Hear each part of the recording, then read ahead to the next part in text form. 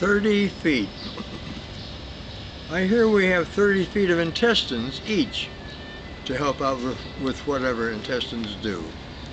Just to give you a clearer picture of all this, if 2,273 people were at the opening night of the opera in their gala clothes, they would be containing 68,190 feet of intestines, more or less, in all those tuxedos and incredibly elegant green and silver and gold and rose and etc. evening gowns, and under all that fantastic jewelry. Come to think of it, I never heard any mention of this in the opera reviews on the society pages the next day. That seems strange to me, because those 68,190 feet, more or less, were a very necessary part of the whole evening. But actually I was going to talk about a different 30 feet. Well, now, suppose when you came, and it was for real with your lover, and it was all so heavenly you almost died of sheer happiness. But, and here's the hard part, suppose a sperm had to go 30 feet to get there. I mean 30 feet inside the man's body. Just think of all the pushing and shoving between the individual sperm, about 3 billion of them in one shot. Like the bulls in Pamplona, that stupid town in northeast Spain, where Mediterranean-type nitwits try to run closest to the bulls in the narrow streets of that Pamplona without having their limbs or their heads crushed by each other or the bulls. Can you believe this?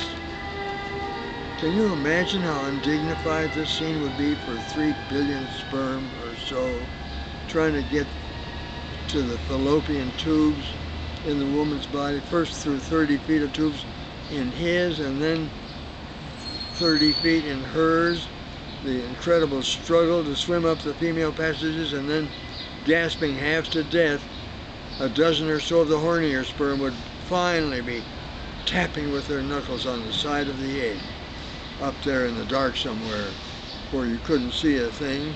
And then the female egg is putting out a lot of coy stuff, like, I'm tired, or I've got a headache, or some other fool thing like that, you know?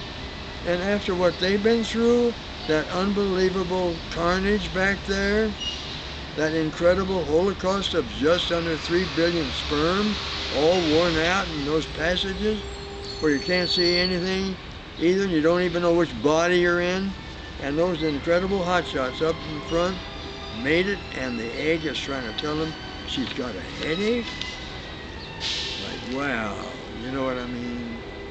So anyhow, what I'm trying to say is that 30 feet is a hell of a distance, especially if you're dealing with hypothetical sperm tubes or intestines at an opera. So the next time someone mentions 30 feet, maybe after this you'll have a whole different sense of it. You see what I mean?